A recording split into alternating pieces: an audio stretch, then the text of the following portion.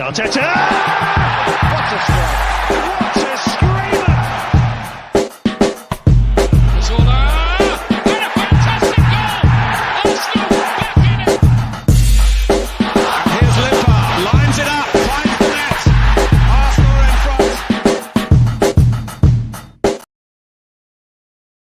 Right now, my name is Elliot Smith. You can block me on Twitter, Yankee Gunner. Hey, we're live. Look at this. Look, you can see my hands moving. You can see the internet. If you don't know what I'm talking about, the video wasn't working before. I want to shout out to Mediacom Cable for making it impossible for me to put out this ridiculous and pointless content.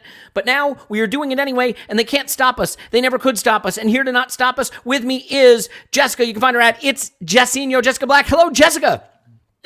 Hey, that was so funny. Hey, we got to freak out. We're running out of time. I had 2 hours to freak out. Now I only have an hour to freak out. And here to freak out with me is the man who tried to keep the stream together while my internet wasn't working. Thanks again to Mediacom. That is Mediacom Cable. You can look them up on Twitter at, let's see who they are. I want to get their at right. If you want to let them know how much you love them, it's at Mediacom Cable. Please be sure to tell them what you think of them. Here with me is Scott. You can find him on Twitter. _that_Scott. Scott! Yeah, it's nice to do this again. Scott, you did great, man. You did great. And there is a ticker down there, and the ticker down there, I don't mean down there like in my pants down there. Sorry, just for this kind of comment. I'm pointing down there, and down there could mean, and below Scott is a ticker, and the ticker is the lineup, and the lineup needs a lineup reaction. Jessica, what is your reaction to what I think you could call a very predictable lineup, if we're being fair? Yeah, predictable. The lineup that we should be playing, considering that nothing was wrong with the lineup before, except for Aubameyang doesn't finish his chances. He finishes those chances, and we're talking about something completely different. But this is our strongest lineup, in my opinion, with the addition of Tierney. So I'm not mad at it. I fully expect us to go through unless something insane happens. So I'm happy with it. Yeah, I mean, I have to admit, so I want to give him credit because he's put Thomas Partey on the bench. I think it's great that he's there, but I think it's also great that Arteta is saying, look, I watched the first leg. I saw how it went. I think we can do this. I'm going to learn from my mistakes. This game is everything for him, and he's keeping Partey on the bench. I think this shows a rational sense of trust in his lineup and not wanting to rush Partey back. How do you feel about Partey being on the bench, or would you have preferred that he pushed the boat out, rushed him back, and said, to heck with the future, live for today? Titanic style. Never let me go as we sink down into the ocean of the abyss of whatever the thing below the Europa League is called, the Europa Conference or whatever the hell it is. Anyway, Scott, answer the question before I run out of words. All right. Well, thank you for the long and very drawn out question. It's perfectly on brand for you. Yeah, thank you. So I will try to stay consistent to what I said earlier when I was doing this all by myself. Is that I thought that this is the correct choice. I don't think that the midfield was not the problem for Arsenal in the first leg. It was mostly that we just didn't finish the chances. If I had one thing that I would have liked to have seen, it would have been another guy to come in to get shots. So that's where I would have probably, taken a sub for either, Ødegaard or Smith Rowe, and brought in, say a Pepe to do something like that.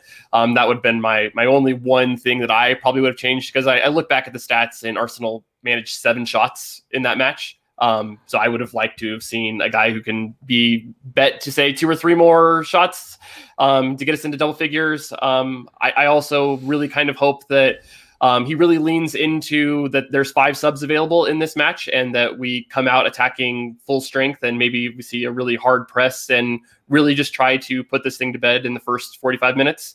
And then maybe at 55, 60 minutes, we can hopefully see some subs earlier and, take off some tired legs and just see the game out. That would be my ideal thing to see. But yeah, I have no real complaints about this. This is pretty much exactly what I expected. So yeah, I think it's a good enough lineup. Scott, Gentleman Mixer says, strong hair, Elliot. I feel that the style of your hair makes it less visible. I'm poofing mine up with the big headset that I'm wearing, but you actually have had some really excellent hair in your time. Do you have the top knot situation going on? Well, you had the top knot at one point. Can you give us a profile? I am in the full millennial high side and tight. Part. High and tight. The side part with my skinny jeans. So I'm being very much in that right now. That's my vibe. So, Jessica, I will not ask you to participate in this nonsense at all and just let you talk football, which is what we're here to do.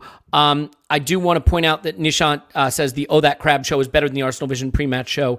And I'm not saying that I want to start a war with Scott, but I think I have Black River Industries on my side. The Black River Conglomerate Industries are on my side. I am the CEO of that company, and I can bring their massive global presence to bear. So that's just a warning. So, okay, let's talk about what we expect tonight, Jess. And I want to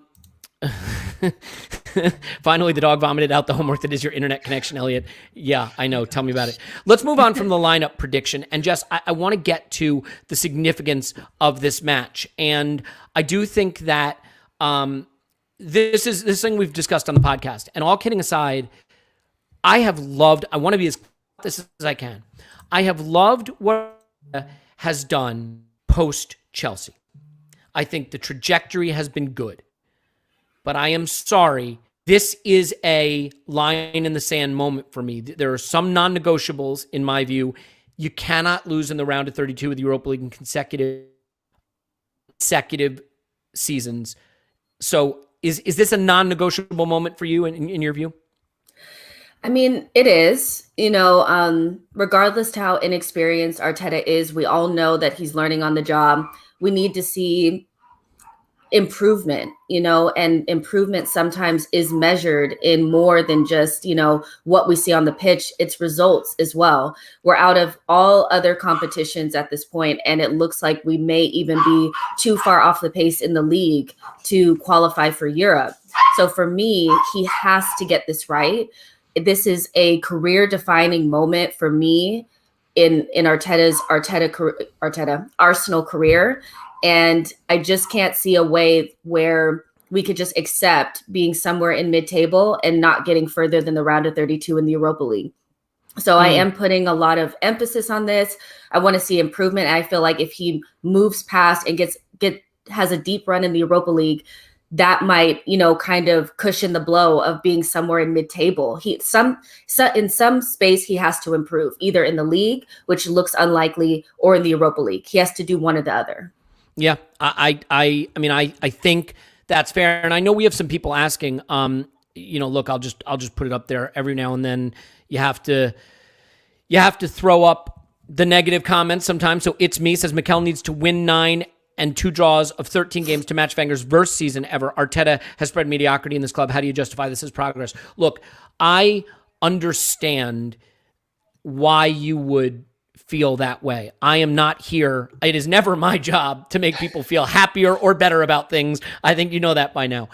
I think you can admit, thankfully, that post-Chelsea, we've played better, that he has made strides. It would be silly to act like what happened in November and December is what's happening now, because it's not. If you can't let it go, if you can't let go that we were that bad through November and December, I mean, I get it. If your attitude at that point was, I've seen enough, this is a project I'm not on board with, you have every right to feel that way. I'm still prepared to be on board based on where he's taken us from that point. And I think it's important to remember, November and December this season, you guys, wasn't traditional November and December. It was 13 games in, right? The season started later. So it was still relatively early, and we played a lot of big teams. So I think it's important to just put that in perspective, but I do feel this is a bright line. Let me do this. Let me bring this gentleman into the podcast. His name is Paul. You can find him on Twitter at Pause My Pants. Hello, Pause. Woohoo! We have the always exciting 4 box now. When they try to do this on cable news, it usually goes very poorly. I will try to have it go worse if possible. Arteta and Edu in serious trouble if we go out here, Paul. Since you were usually the one to try to bring a little bit of circumspection to the conversation, and then I am the one to yell at you and tell you are wrong, would you like to explain to me why Edu are not in serious trouble if we go out here, or do you agree in this instance that maybe? No, I think that's crazy talk. Crazy talk. So you are wrong. I just want to be clear. You're wrong. Explain why your terrible opinion here. Yeah. Look, I get why people say they look for performance, but lines in the sand, I mean, it's just not the real world. You don't fire somebody because the league position isn't where it should be, or because they went out of the Europa League. You fire them because you don't think they're going to take the team in the right direction. Now, who's doing the firing? The supporters who... Bye, Scott. Sorry, Bye, Scott. He has to do some work. I don't know what the hell that's all about. Sorry about that. So, like, you know, who is this notional we should fire him? Like, if you're running a club, you don't fire a manager who's trending in the right direction, whose team are behind him, where he's improving players, where performances are getting better, where you understand the direction you're going in because the league position wasn't what you wanted, or because you got kicked out of a cup competition. You just don't do it. So the problem is the basis on which you keep somebody or let them go doesn't come down to the raw mathematics of it. It might be why a fan thinks we like easy measures of progress, but those are very, very basic. That's more basic than measuring a player on goals and assists. I mean, we've come a long way from what we could measure 12 years ago, 10 years ago, 6 years ago in stats for individual players. We've got much more sophisticated in how we analyze. You don't analyze a manager on whether he got kicked out of a cup competition and his final league position if you're seeing progress. What am I looking for? I'm looking for progress. I'm seeing progress since we started playing with the 10. I look, Paul, I get you. And it's not that I disagree that the progress is there. I think that there are certain quotas, hurdles, requirements of some jobs that if you don't meet them, they are non-negotiable. You know, if the manager can have non-negotiables, you know, I feel that the club can too. And, you know, I do think that when you come into this job, you know, I would have said, and I'll bring Jess back here now as well, warning her. I think when you hire a coach for Arsenal, you might have said, look, here going to require. You have to keep us in a European competition. You have to pass a certain round of that competition. You have to finish at a certain place in the league. These are the requirements. We're going to give you enough good players and enough resources that we feel these requirements can be met. That to suggest that he doesn't have a squad that can get past the round of 32 of the Europa League is wrong. To suggest that he doesn't have a squad that can finish above 9th or 10th is wrong. If that's where we finish, he has failed.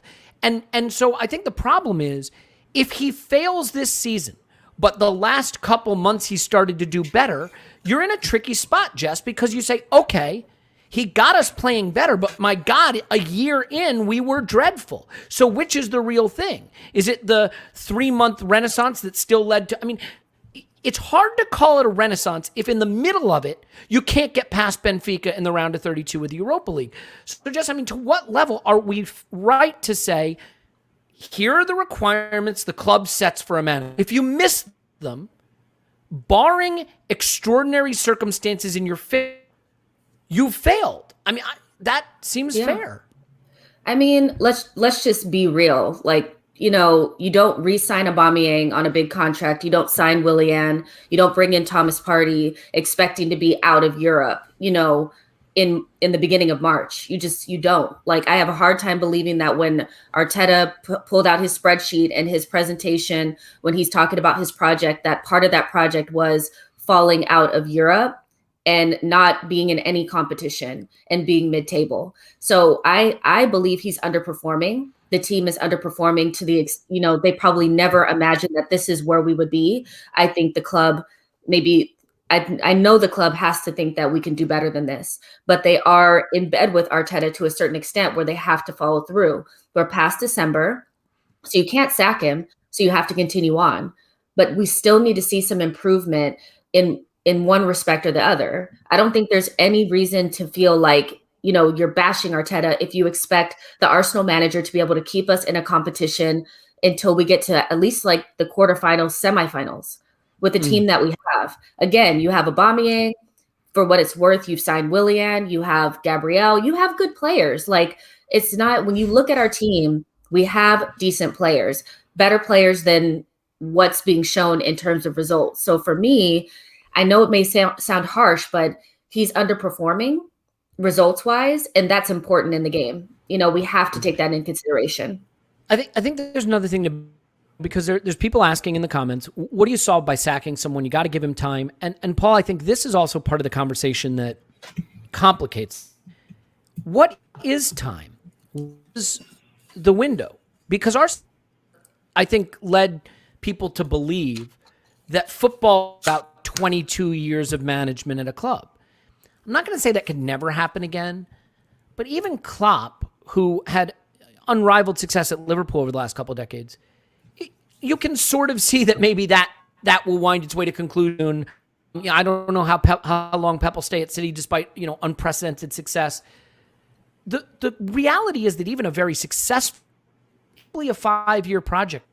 So if you are 2 seasons in, really 1.5, but let's call it 2 seasons for the sake of argument, and the resume is an 8th place finish, maybe another 8th place finish, and 2 round of 32 knockouts, and you say this was only ever a 5-year project, you have to sort of ask what are you being patient for, right? Because you say we can start a new cycle now, or what? There's a couple more seasons. And I do take this point, sack Arteta and bring in whom? It is a fair question. Let's not pretend there isn't, we always pretend there are no other players out there. And we also pretend there are no other coaches out there. Right now, there's some coach none of us who ever heard of who 2 seasons from now is going to be the hot property. There's going to be someone, there's going to be the next Julian Nagelsmann, who, by the way, might go to Spurs, which gives me the fear. I don't want that to happen. So, I mean, Paul, I guess the question is, what is the time horizon? And in terms of being patient, and I'm certainly sympathetic to the idea of patience. And by the way, he's probably going to win tonight. We're probably going to move on. This is probably a moot conversation. But I do think it is fair to say that some bright lines of success and failure, some KPIs, to put it in sort of a corporate speak, BlackRock conglomerate, Black River conglomerate industry speak, makes sense. And the timeline is a question. So for you, if we're going to be patient, what are we being patient for if we really think the coaches are now here just for 3, 4, 5 anyway, even under the best circumstances? Look, so I think the problem is you can ask a simple question and fall in love with the delicious simplicity of the question, and the answer is just complicated. Like, it doesn't matter what it doesn't matter what they discussed in the summer. They also thought crowds were coming back to the stadiums. They thought they had Thomas Partey for the first 6 months of the season. We've seen him a couple of times. The best laid plans of mice and men, right? We did not think we would struggle this bad without a 10. And that was a serious oversight. But is past issues that have been addressed a reason to sack a current manager who's actually beginning to do quite well? I mean, how far do you want to go back and review it? Do you want to go back to, say, when we first played with the 10, and since then we're kind of where you guys are demanding Arteta should be, right? We're about 5th or 6th in the table in terms of points per game, in terms of expected this, that, and the other. We're performing, we're getting goals. It's early days. I'm not saying, look, he's now proven he's achieved that level. But I wouldn't, if you're asking me, do I think we should sack him for the first half of the season when the second half of the season seems to be heading in the right direction? No, I don't. I think if you're the owner of a club, you look at all of this conversation, you say, no, that's like, you talked about how in other jobs, other professions, you have metrics. Well, I hire and manage salespeople. And if I have a salesperson who's not making his numbers, but I believe that he has the abilities, I'm going to keep him around for quite a long time, even though he's not hitting his numbers, because I know what it takes I know how long it takes for something to kick in, and it doesn't Can I ask you a question with on our that? simplicity. How would you know? How would you know he has? So I think what complicates this for us is this is Arteta's first job, right? So like if you look at a Klopp or a Pep or a Tuchel or whatever it is, and they're struggling, you can look back at previous roles they've had where they succeeded and say, I see in that prior experience proof that they can do this at the absolute highest level. to rely on that to believe they will get that here. What's making the Arteta situation a little more complicated is we don't have any prior experience. And we know there's going to be growing pains with the first time. Yeah. You don't have the ability to fall back on his prior experience to say, we know we can handle. We've never really seen him do it. Yeah, sure. But I mean, it's easy to look at the situation if you're Arteta's boss and say, well, performances are now better. The team believes the energy is good. The squad's behind him. I like how we're starting to play. It's heading in the right direction. He's utilizing our resources. He's bringing Pepe around. He's bringing our young players through. As I say, performances are the right caliber. His internal communications with his management organization show that he continues to get it, that he continues to identify and spot the issues that you're spotting. And he gives you a sense as an employee that he understands the challenge. He's being real about it, and he knows where he's at. He's identifying issues. He's coming up with solutions. You're working with them on a day-to-day business. You know when you're losing somebody. Like, they didn't lose Frank Lampard a month ago. It was quite clear they knew they had a problem with Frank Lampard in the summer, and they let it go for 6 months. They knew where it was going. So there's two aspects to it. There's clear lines in the sand are great in the summer. Then you meet reality.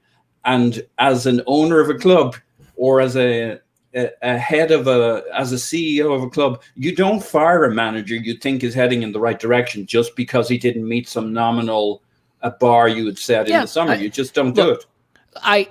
The funny thing is, I kind of agree with you, actually.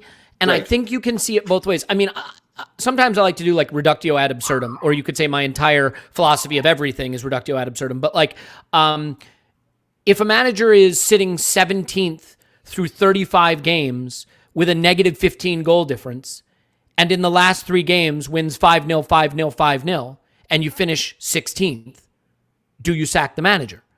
Well, I'd say yes, because I would say that in the main, that man failed. And while I'm excited by those last 3 games, I cannot rely on that. I have to rely on results. And the results ultimately point me to failure. Or you could say, but the process eventually got to a point where you won 3 games, 5-0, 5-0, 5-0. That has to mean something. I think it comes down to balance, Paz, and a lot of this will get solved just by what we do the rest of the season. If, like you, I believe, and Jess, I believe you think this way too, and I won't put words in your mouth, you can certainly speak for yourself. I think we all agree he's gotten us playing better. There's no debating that. There were some results. Look, the Wolves game, I feel, was stolen from us. The Villa game, I don't know how we blew that. Those games go the other way. The league position looks very different. And all in all, it makes this renaissance look a lot more real, you guys. I do think we're at an inflection point now, though, Paul, where I think you'd have to admit, if he gets knocked out here and the balance of this season is split, then he's in real trouble. I mean, Jess, let's move. And by the way, thank heavens, no Manscaped on video. I can't agree more. I think we can all agree on that. You look like a different man from 40 minutes ago, Steven. That's probably because I don't look like a robot being painted by what's his name? Bob Ross. Bob, was that his name? Bob? What was it? Bob Ross? Yeah, what was his sure. name? Yeah. Okay. Here we go. Okay. So let me ask you this, Jess. We'll start to move forward in just what we expect from the match. Let's get back focused on the match. And I think for me tonight, like I look at the last game, and in a traditional season, I would have said, look, we blew some chances. Aubameyang should have put this tie to bed. Now they come back to the Emirates and they get absolutely smoked. But they're not coming back to the Emirates, which complicates that calculus. Now, we do have an away goal. I certainly hope the plan is not to sit on that and counter. I can't imagine it will be. I think we will try to impose ourselves on them. I do think the pitch played a big role in the last game. It was heavy. It was slow. I'm hoping that won't be the case today. So for you, do you think he will approach this very similar to the last game and expect that just the finishing goes our way? Or do you think there will be any kind of change in the approach given the away goal that we got in the first leg? I would be disappointed if he tried to approach it in a different way, because I think we approached it perfectly the first time around. But again, we just didn't finish our chances, so that's pretty much, I expect us to go out there, press high, put them under a lot of pressure, finish our chances early, and don't sit on a 0-0. Because if we're at 60 minutes and we have 60 minutes at 0-0, I can see the shakiness and the anxiousness coming into this team. So they need to score goals early, 2 at least. Then we can kind of sit back, relax, and just manage the game from there. Because I think Benfica they'll cave if we score 2 goals. But if we do exactly what we did the first time and we go after them, finish our chances, get in at halftime about 1 or 2-0 up, I think we'll be fine. But I'd be disappointed if we sat off. Yeah, I totally agree. I think I would be disappointed too. Let me I guess what I would say is, do you have any sort of surprise here that he's stuck with Aubameyang? I mean, I think it's the obvious easy call, but he was pretty poor against City, and I think everybody was going to be. He missed the chances against Benfica in the first leg. Was there any suggestion to you or reason to believe that he should remove Aubameyang from the firing line in this game? I mean, you know how I feel about the guy. I love him, but I think given the way he performed in the last 2 games, it would certainly be a talking point. Like, if Lacazette and Aubameyang weren't such close friends, I guess what I would say, Jessica, is that Lacazette would have a right to feel a little aggrieved that he's not in this game. Yeah, but I think that, I don't know. I think we've spoken about this a little bit, that he needs to start establishing his best 11 and playing it consistently regardless. I'm looking at other teams and I'm like, they don't really rotate as much as we do. They've had kind of like a set 11, and unless there's like an injury, they keep the same lineup. So for me, if this is what Arteta believes to be his best lineup, then regardless, Aubameyang, I mean, he finishes one of those chances, and we're not talking about him as somebody that maybe needs to come out. Against Man City, you can kind of give him a pass because, I mean, let's be real, we weren't really in that game. He finishes his chances, and all is forgiven. And I think that Arteta is just trying to figure out some sort of consistency, play his best lineup, and get some rhythm going from now until the end of the season, because we really haven't had that. There's no chemistry. There hasn't been a lot of consistency, and I think that that's hurting our results. So I'm not really upset about it. And again, Aubameyang is the player that we put the money on, right? So he's the player that we have to play. We've invested in him. And look, if I said to you, you've got to get a goal, who's the player who's most likely in the entire Arsenal squad to get a goal? No matter what kind of form he's in, Aubameyang's that guy. He has the track record of doing it. Laka should have started solely based on his custom minion boots. There is something detached from reality about the season we're having and strikers putting dancing minions on their boots and whatever, but I don't want to go old guy yells at cloud. I'll save that for Paul. But Paul, I mean, in terms of this game, I don't know. Yeah. I mean, I have some thoughts on the game. Yeah. No, I don't want to talk about that with you. What I want to ask you what you think of the minion boots. No, I'm kidding. I would like to get your thoughts on the game. I think, obviously having Tierney is a big boost. He was really rough when he came in, rusty when he came in as a sub. I don't know. I mean, I can't believe I'm about to say this, but I sort of kind of think this could be a rout, like a big 4-1 kind of Arsenal victory. I mean, all we need is the finishing to go for us. When I feel that way, usually disaster is on the horizon. So what do you think in terms of what you're expecting from this game? And have I just set us up for the absolute ultimate heartbreak? Look, we could spank them, and I know Clive said... Wait, I'm going to stop you. And again, you're right, we could. I still think it'd be better to play football against them. Yeah, true. Because... but it's an option. Okay, it is. We would definitely want to be manscaped for that. But okay, go ahead. Mm-hmm. Well, we could spank them. We could spank them, or we could play football. Either way, one or the other. But here's a question. Like Clive said, they were the worst team we played in forever, but I don't think that's right. I think we underestimate their defensive line. Unless Otamendi makes a mistake, he's all right. Vertonghen's slower, but he's not slow. They had a good back line. They had three CBs against us. They gave us our challenges. I have a quick pop quiz for you, Elliot. Of the teams pop we quiz, have hot faced, shot. Mm-hmm. Of the teams we faced this season, name any two of the top four who pressed us the most. Of the teams we over played 90 this minutes. season, name two of the top four who have pressed us the most. Yeah. Well, Benfica. I'll say. Great. Is that where you were going with? Is that what you wanted to pick? Yeah. Okay. Yeah. Leeds is in there. Leeds, Actually, yeah. Southampton.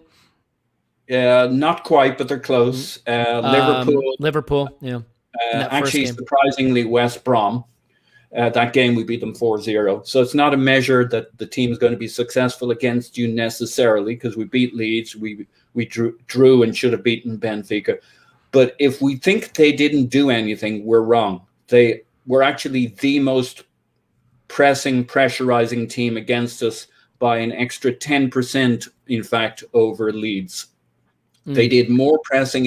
You don't remember it that way as a game, but they worked their socks off, right? Yeah. All over the pitch.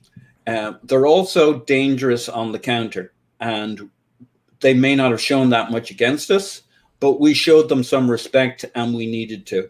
Now, in the end, they didn't do that much against us. That's not the same as they're no good. They're not dangerous. They didn't do anything. They pressed us more than any other team we've played this season. So they put all the energy out there. Hopefully they're a little tired this time around. So look, we could spank them. That's an option.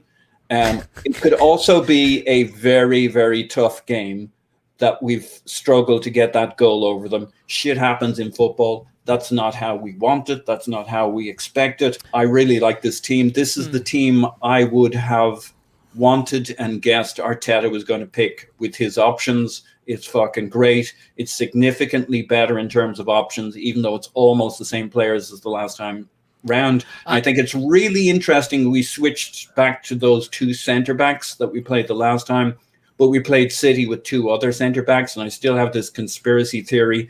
He had Mari and what's his face Holding sequestered, practicing for a week that wacky centre back pressing scheme they used. And he's using alternate pairs of centre backs. And it'll be interesting to see if we ever see that other pairing used together, because he's not moving them in one at a time. He's now using centre backs as pairs. Could be quite interesting. Yeah, I do want to thank Justin for getting in on the bad pun humor. We had the spanking humor, and now we have the pressing. Doing laundry is not an effective strategy for winning football matches. Thank you, my man. Would we be more confident if this was at the Emirates? Yes, although I will tell you, Jess says no. Okay, Jess, is that because you think that the Emirates, the nervous energy would be an inhibitor? You'd prefer to just have the nice, calm, quiet, peaceful, empty stadium, neutral site for the team to just go and effortlessly put Benfica to the sword? Yeah, there's certain players that are going to play today that also played in that Olympiacos game when we got knocked out last season. You could sense the nervousness, and even the fans. You could sense the nervousness, and I'm home in LA and I can feel it. So I almost feel like for this type of game, it might be better to just not have the fans. If we're 0-0 and the fans are starting to feel nervous and they're starting to scream at Granit Xhaka to shoot. Remember, they did that last time, and he shoots. I mean, that's not a good look, So I think the empty stadium is just fine for this. Yeah. Well, Jess, so then let's talk about Bukayo Saka. I mean, obviously a player right now in sensational form, but playing a lot of football. And I mean, this is where it's really tricky, I think, because you can just say we have to play Bukayo Saka because he is our best player right now. I think you can also say that you're going to start to get some diminishing returns from any player who's asked to play 90 minutes twice a week. And in Martinelli and in Pepe, you have less consistent players, but players who are maybe a little fresher. One of the things that could be a factor tonight is the 5 subs. I just sort of wonder if Saka looks a little jaded or isn't at his absolute best tonight. Do you think Arteta might be inclined, especially with Leicester at the weekend, to let one of those fresher players in Pepe and Martinelli get out there for Saka, which he's not done. He's been playing him 90 minutes every game, recognizing that maybe the kid just can't consistently be at his best for 90 minutes twice a week the whole season? Or do you think it's going to be another 90-minute haul for Bukayo Saka, who is indestructible and indefatigable?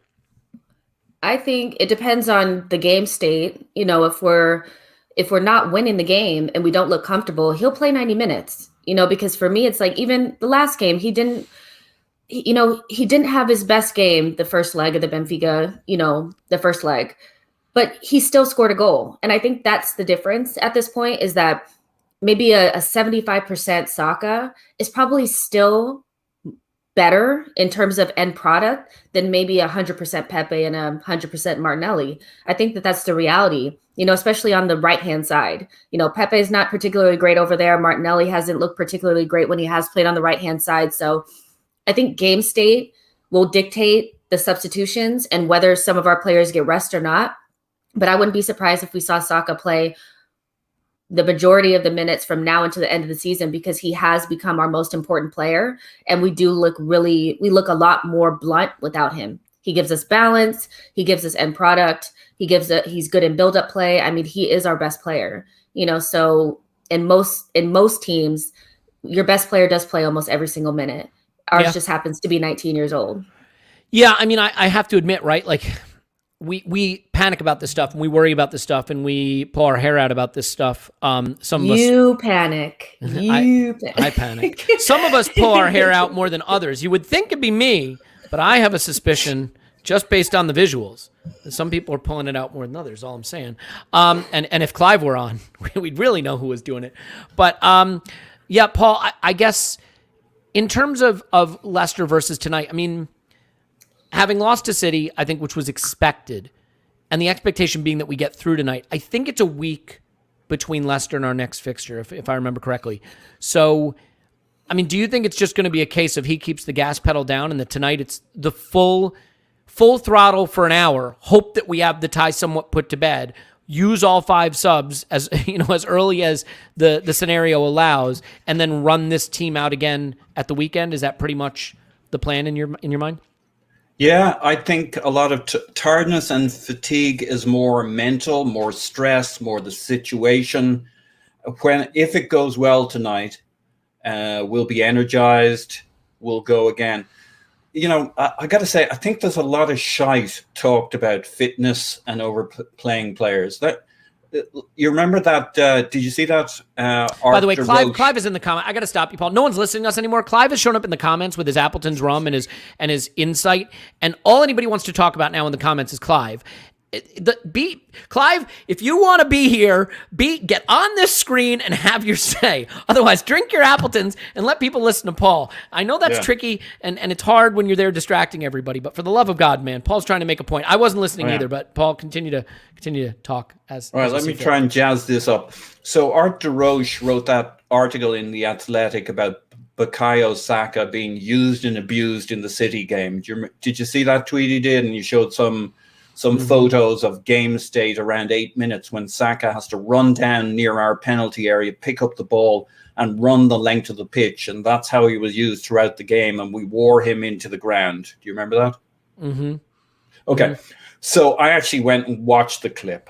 Saka is standing there for 30 seconds. They pass him the ball. He jogs 10 yards, passes it to Tierney. He jogs a little further up. Tierney passes it back, and Saka lobs across the pitch. He barely got past a jog. And this is the narrative we tell ourselves. So we also know statistics like Saka ran for 10 kilometers in a game. Have you done the calculation on that? That's 6 miles over 90 minutes. You can walk 6 miles in 90 minutes. Paul, if I go 6 miles in 90 days, I'm going to be in a wheelchair, my man. You're a liar. That's true. I'm a liar. Right. Your granny can walk 6 miles. She'd have to crawl out of her grave first, but okay. That is so distasteful. So it's my granny. I can say what I want about. She's been gone 20 years. For God's sakes, man. You could absolutely spank your granny. Now that is Jess. I'm bringing you back in here, Jess. Let's just be clear, Paul. Go ahead. I just want to let you know the last time we were doing this, we actually had Jessica's mom in the comments. So I think we need to be very careful about the next direction of spanking grannies goes. But please carry on. Mm-hmm. So my point is, it is not the physical load that wears these guys down. If he hadn't played, he would have had to have trained. He probably would have done 6 miles running in his training. It's not the mileage. It's not really the wear and tear. there's kind of a mental grind. And if he's doing well, if he's thriving, if he's in a system, now obviously there's some level of wear and tear, but I think we get all up in our shorts about, oh my God, he ran 6 miles twice in a week. If you do running training, which I do sometimes, I do 50 to 60 miles in my state. Includes sprints, includes hill running during the week. Like, and all this talk about no one will be admitted during the Paul brags about his workout regimen section of this podcast. We're making this private during Paul's bragging about his workout regimen segment. Go on, all Paul. right, let me wrap it up. I'm done talking about me. They talk about players doing 30 to 50 sprints in a game. Now, their idea of a sprint and what we think of is not the same thing. Aubameyang sprints, right? Maybe 5-6 times in a game. I'll watch Saka after this Art de Roche clip, starting at 8 minutes and 15 seconds, waiting for the first time he did something that looked like a sprint. I watched it for 5 minutes in the game, from like up to minute 13 or 14. He didn't sprint once. He ran fairly fast a few times. You've seen football players, mostly they're standing, jogging, bit of a skip, then they break into a canter, then, no, the ball didn't come. Like, that's just football, right? They run around a lot. Yeah, no, that's fair. Look, the only area where I would take you up on that is it's more like HIIT training, high intensity interval training. It sprints and stops and sprints and stops and but go it's and not. stop. It's 100% output and then no output. No, it's not. Well, what do I know? Clearly that is the narrative we tell. Go and look at it. No, you're right. You are right. Go back and look at it. I don't know anything about this. I swear to God, he did not sprint. Art de Roche's thing, I watched him for 6 minutes afterwards. If he ran at a medium pace, I'd be shocked. But that's their definition of sprint. It's like a faster speed than your normal jogging around. It's rare. Like, I went back and watched that section. There's no sprinting. In fact, the only player who sprints for our team in that 6 minutes is Hector Bellerin up the win. I'll tell you something, Paul. One sprint. I actually think players got more fit during that period. They recovered during. I actually think all of their muscles got stronger and more recovered. I would go so far as to say they unsprinted. Is how passionate I feel about this. I think we've gone down the rabbit hole, and clearly, Paul, I can always tell when we're in your zone, where your comfort zone of discussion, talking about exercise regimens and recovery times, and who can run. My granny can run 90 miles in 6 minutes. I think you said something along those lines. Your granny run 9 miles in 6 minutes. Is that? I think that's what Paul said. Or no, it was 6 miles in 90 minutes. Is what he said.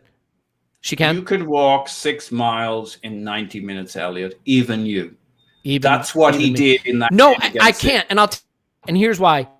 I cannot run a walk 6 miles in 90 minutes because as I'm walking, I might pass a bar and stop in for a cocktail, and then I might pass a pizza place and stop in for a slice because you got to have a slice after pizza, and then after that, I might take in a movie. So no, it would take me quite a bit longer. Jess, I'd like to bring you back in here so that we can talk about relevant topics for starters. Let's talk about Martin Ødegaard, a player who arrived, I think, with a lot of excitement. Real Madrid, young player with huge talent, got in the team, when we were excited to see him. And I think there was this sort of effervescent reaction to him when, in fact, all he had done, I think, was just be good. And that's not a knock on him. I think he was good. But I don't think he was, oh my God, Martin Ødegaard taking us by storm. But there was a bit of that reaction because the new guy always gets a bit, right? I mean, Lucas Torreira was our player of the month his first month here. Gabriel was our player of the month, right? The new guy always gets that reaction.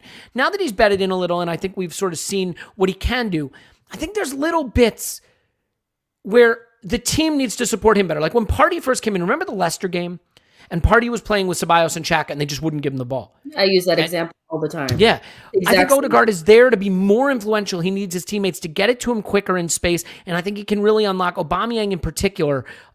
We haven't had a left footer this season playing that 10 position. Now we do, and I think it suits Aubameyang's out to in runs from the left half space. So is Ødegaard a player who tonight maybe, if they can get him the ball a little quicker, could have that influence that he hasn't quite been able to have yet?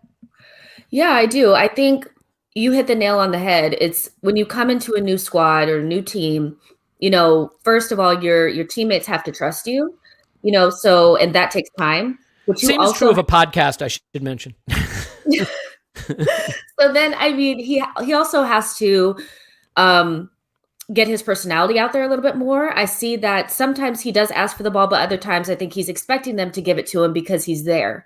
Sometimes you have to make it really, really obvious that you're not passing me the ball. So it's give and take. It's two people in a relationship. They need to start passing it to him. He needs to make it obvious that he wants the ball. Once that starts happening, I have no doubt that he's going to have more, he's going to be more in the game. But at the same time, I think we have to have realistic expectations of what this type of player is. He's not a bombastic type of, going to be on the ball every 5 seconds, creating all these chances. That's not what it's really going to be. He's going to be connecting, and that's important. Yeah. With a combination of him and ESR and Saka, it's more about the combination than the individual players having the right pieces.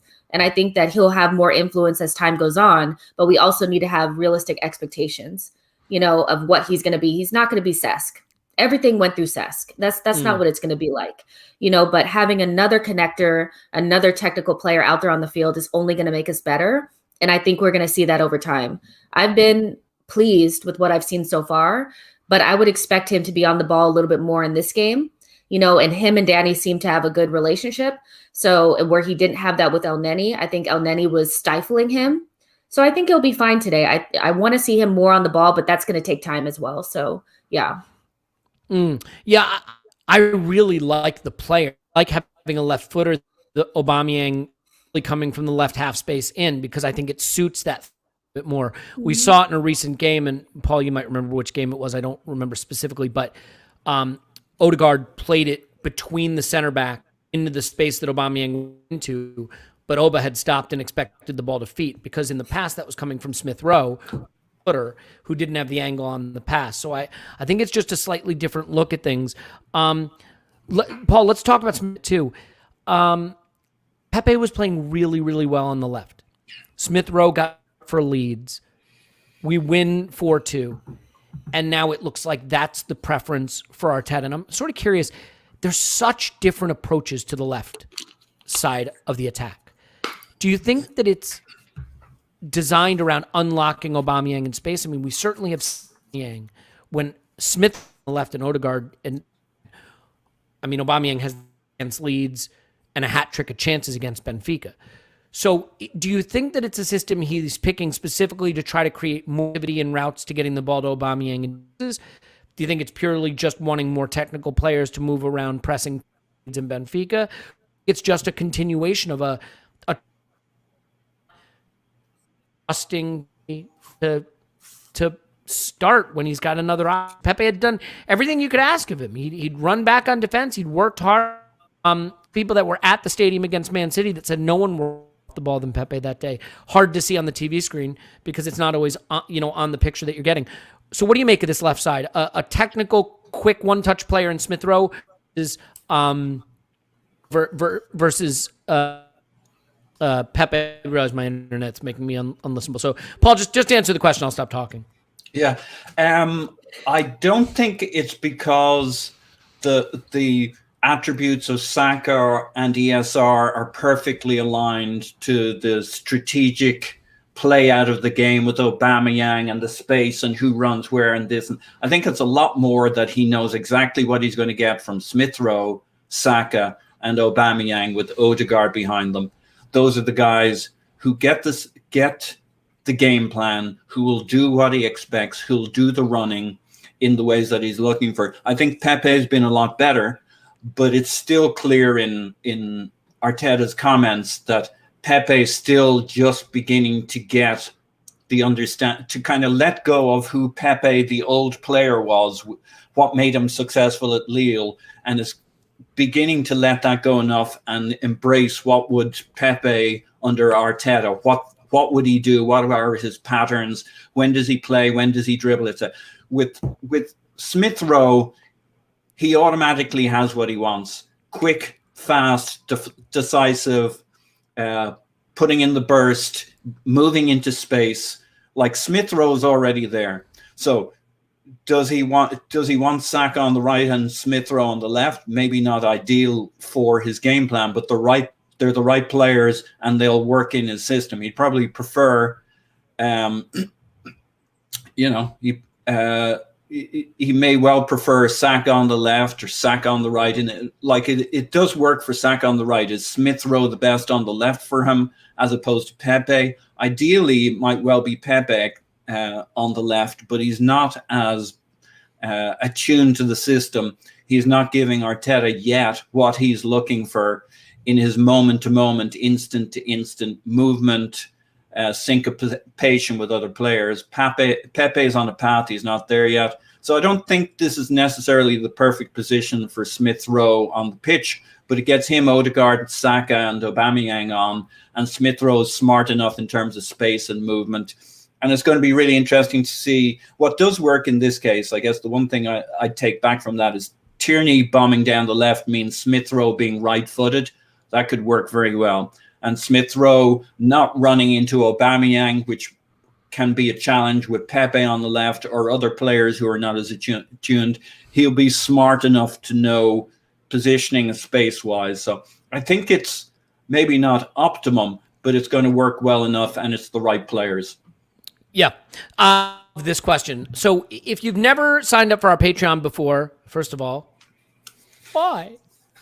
Why? Please do it.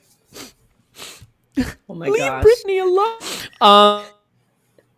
When internet there, that's definitely going to get memed and cut out. Oh, that photos. Anyway, so look, I love this question. So what we do in our instant reaction pods that come right after the games on Patreon is we do a stock rising and a stock falling, and it's not players we like or don't like. It's just based on their performance. Someone who's rose in your esteem and someone who fell in your estimation. I love this. Let's do a squeeze or a long, short squeeze, EMX and Wall Street Bets and all. Scott, who is a player whose stock you'd be shorting going into this game? And who is someone you are bullish on? You'd be long. I don't think the short squeeze analogy works. So let's say, who are you shorting? Who are you going for? People who don't want to know about the finance nonsense, basically, give me a player who you anticipate to be rising for you, be one who's falling. Let's go today. I'm going short on Granit Xhaka in this match. I don't know. I've been kind of frustrated with him the last few where he hasn't done a lot of the things that we really expect Granit Xhaka to do with his ball progression. I think with this particular kind of lineup, with the number of technical players that we have in front of him and Ceballos, I don't think that this is another one where he's going to do a lot of the things that we really want him to do. We have David Luiz also back there with the passing. So I'm short Granit Xhaka in this match. I just think there's too much other passing. I think he might be a guy that is substituted for Partey if we need him. I'm going long on Aubameyang. I think he looked really good finding dangerous positions the last couple of matches, especially against Benfica last time. I think that this is the match he actually scores a few and looks really good. So those are my two players. I like it. All right, guys, we're all back on the screen here just to let you guys know. Never give you any warning. I always worry, what are you going to be doing? Your shout, who are you going long and who this game? And again, hopefully put in 10 of 10s. It's just if you anticipate one being a star and one being a dud, who would they be for you? Yeah, so I'm not going to use the right terms. I already know, but the person that I don't think is going to do well, whatever that means, whatever that one is Bellerin. I'm going to go with him. He's been dead. Like, he was dead the last game, and I just think that, I don't know if that's just concentration or what it is, but I'm just going to go with him. And so, but I think the person whose stock is going to be rising, or the good person, whatever you want to call it, I don't know, is going to be Ødegaard. I think he's going to have a breakout match. I think he's going to find Aubameyang. I think that combination is gonna get there in this game, and having Emil Smith Rowe and Saka there too, and Ceballos is going to really help him out. So I'm going to go with Ødegaard. Yep, good one. We are really ticking down to kickoff, so I want to wrap up pretty soon. Those are good shouts. I'll give mine right at there, but let's bring Paul back. Paul, your stock rising, stock falling predictions for this match. Who could be a star? Who could be a dud? So I'm going to agree with Scott on Xhaka being stock falling by perception, because I think he's going to do what he's done recently and let, say, Danny take the dance floor. But I don't think he's actually going to have a bad game, but people are going to say he is. but he ain't. But I don't think anybody's going to underperform here. I think we're going to light it up, and I think stock rising will be Aubameyang because he's got the most to go from the last time round, and yes, he'll put away those chances. Yeah. My rising is going to be, I think he's going to get into scoring positions, and I think he's going to score him this time. My stock falling is going to be Tierney because he's just looked rough, not all the way back. And if I had to pick someone who maybe we expect from, and maybe, I'm not saying that's what will happen, but I could see Tierney falling short of come to because he has been so excellent, and that's not an excellent player, just not all the way back yet. So yeah, did you talk about how he looked like he only had about 40 minutes of match fitness in his legs earlier? Yeah, that was just tough to see him against Manchester City. Yeah. Yes. Well, so let's say goodbye to everyone. Jess is on Twitter at It's Jessinho. Jess, thank you so much. It's a pleasure to talk to you. We'll do it again when my All right. Thank you for having me. Bye, y'all. Jess. And Paul's on Twitter. Pause my pants. Pause. I'm probably you every damn day. So goodbye. Woohoo indeed. Scott, I appreciate you hopping on here and putting up with me and salvaging the first effort at this. Scott's on Twitter. Crab, and we'll have his analytics pod back on Patreon hopefully soon. Thanks, Scott. Thank you. It was fun to do this on and off. Hopefully we will play on and not off at all today. And my name is Elliot Smith. Gunner, thanks for putting up with us. My internet is barely making it, so all I'm going to do is say I love you. Being with us, you can sign up for what you want. Otherwise, just listen to the regular pod. We'll have the instant reaction today. I'm going to go for 10-0. As always, we love you, and we will talk to you after Arsenal 10, Benfica 0.